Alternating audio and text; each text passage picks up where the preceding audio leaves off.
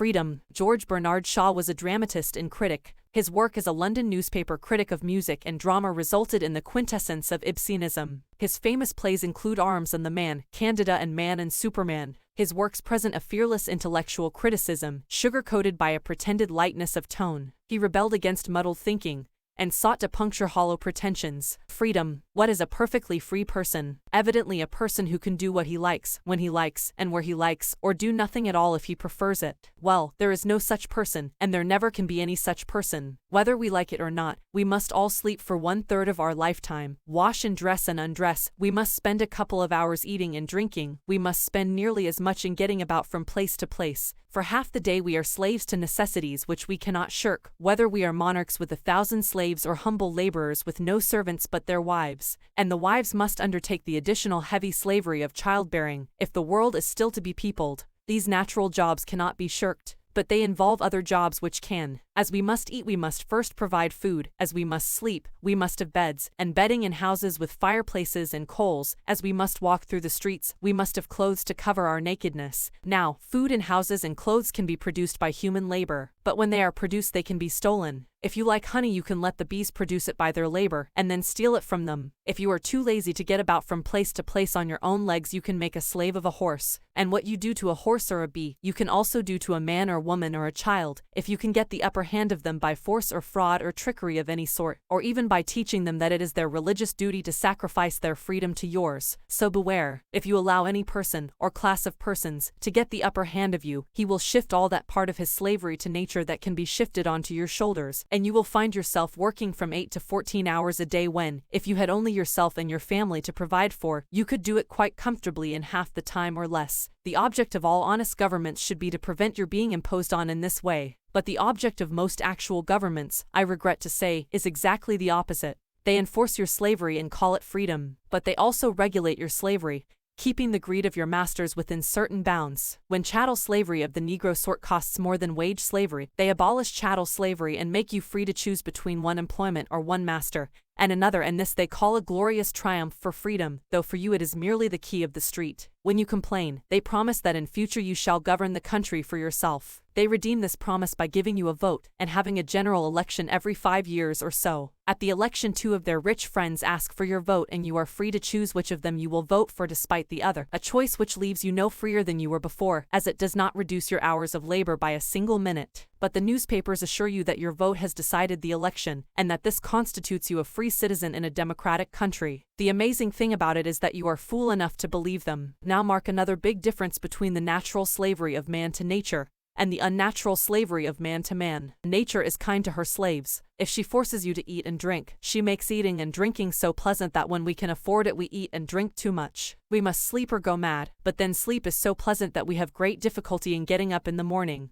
And firesides and families seem so pleasant to the young that they get married and join building societies to realize their dreams. Thus, instead of resenting our natural wants as slavery, we take the greatest pleasure in their satisfaction. We write sentimental songs in praise of them. A tramp can earn his supper by singing Home, Sweet Home. The slavery of man to man is the very opposite of this. It is hateful to the body and to the spirit. Our poets do not praise it. They proclaim that no man is good enough to be another man's master. The latest of the great Jewish prophets, a gentleman named Marx, spent his life in proving that there is no extremity of selfish cruelty at which the slavery of man to man will stop if it be not stopped by law. You can see for yourself that it produces a state of continual civil war, called the class war, between the slaves and their masters, organized as trade unions on one side and employers' federations on the other. St. Thomas More, who has just been canonized, held that we shall never have a peaceful and stable society until this struggle is ended by the abolition of slavery altogether, and the compulsion of everyone to do his share of the world's work with his own hands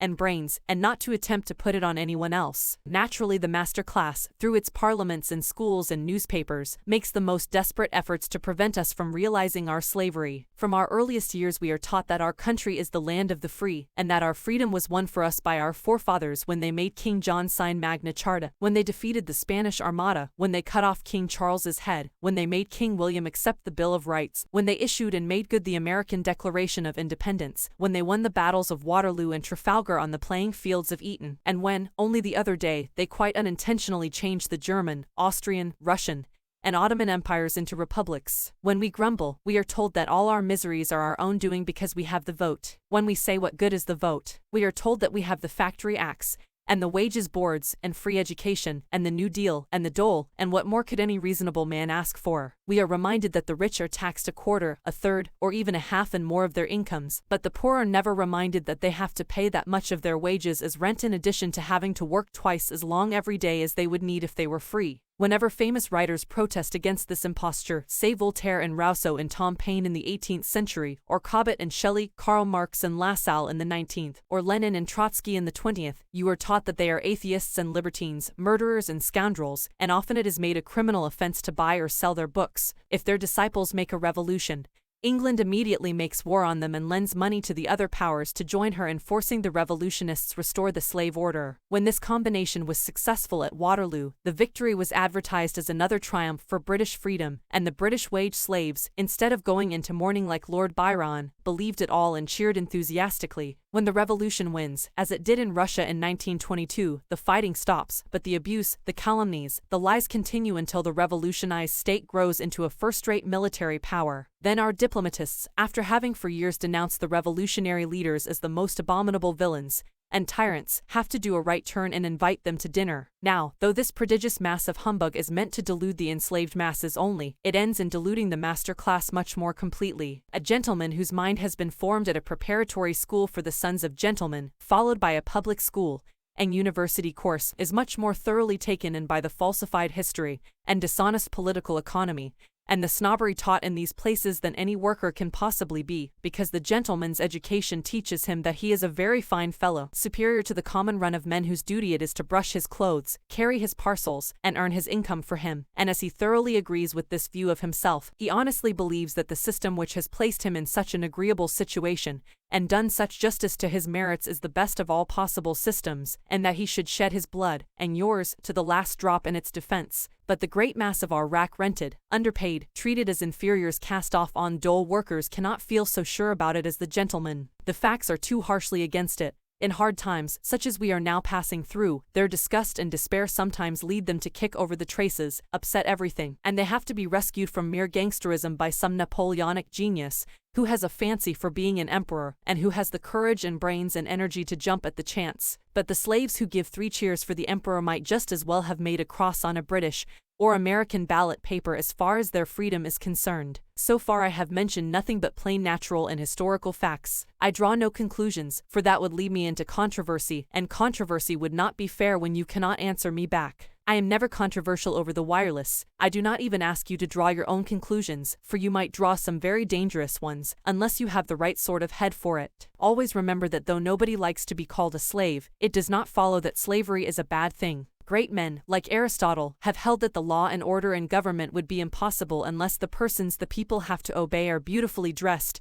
and decorated, robed and uniformed, speaking with a special accent, traveling in first-class carriages or the most expensive cars, or on the best-groomed and best-bred horses, and never cleaning their own boots, not doing anything for themselves that can possibly be done by ringing a bell and ordering some common person to do it. And this means, of course, that they must be made very rich without any obligation other than to produce an impression of almost godlike superiority on the minds of common people. In short, it is contended, you must make men ignorant idolaters before they will become obedient workers and law-abiding citizens. To prove this, we are reminded that, although 9 out of 10 voters are common workers, it is with the greatest difficulty that a few of them can be persuaded to vote for the members of their own class. When women were enfranchised and given the right to sit in Parliament, the first use they made of their votes was to defeat all the women candidates who stood for the freedom of the workers, and had given them years of devoted and distinguished service. They elected only one woman, a titled lady of great wealth and exceptionally fascinating personality. Now this, it is said, is human nature, and you cannot change human nature. On the other hand, it is maintained that human nature is the easiest thing in the world to change if you catch it young enough, and that the idolatry of the slave class and the arrogance of the master class are themselves entirely artificial products of education,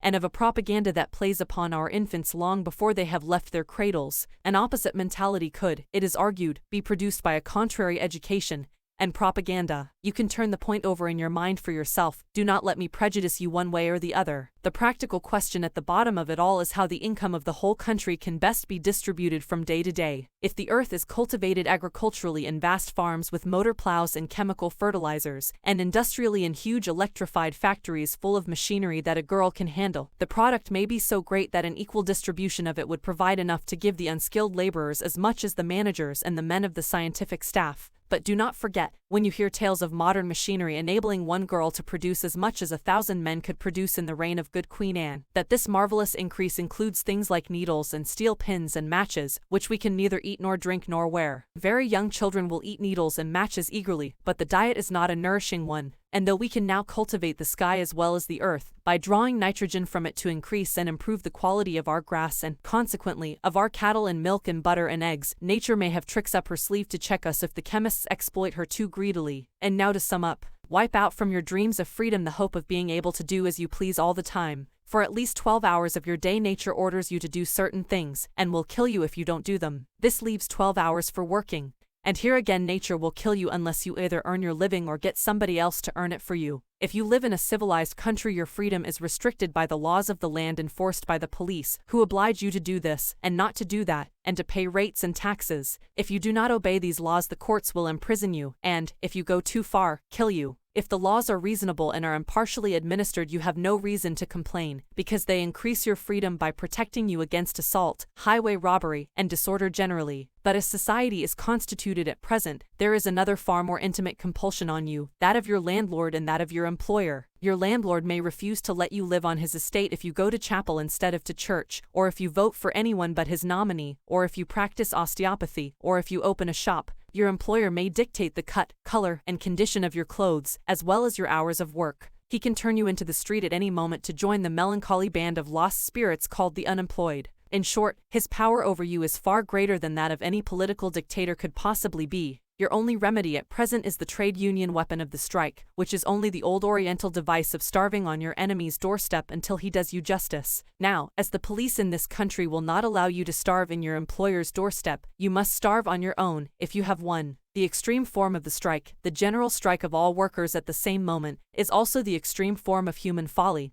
as, if completely carried out, it would extinguish the human race in a week, and the workers would be the first to perish. The general strike is trade unionism gone mad. Sane trade unionism would never sanction more than one big strike at a time, with all the other trades working overtime to support it. Now let us put the case in figures. If you have to work for 12 hours a day, you have 4 hours a day to do what you like with, subject to the laws of the land, and your possession of money enough to buy an interesting book or pay for a seat at the pictures, or, on a half-holiday, at a football match, or whatever your fancy may be. But even here nature will interfere a good deal, for, if your 8 hours' work has been of a hard physical kind, and when you get home you want to spend your 4 hours in reading my books to improve your mind, you will find yourself fast asleep in half a minute, and your mind will remain in its present benighted condition. I take it, then, that 9 out of 10 of us desire more freedom, and that this is why we listen to wireless talks about it. As long as we go on as we are, content with a vote and a dole, the only advice we can give one another is that of Shakespeare's Iago, put money in thy purse. But as we get very little money into our purses on payday, and all the rest of the week other people are taking money out of it,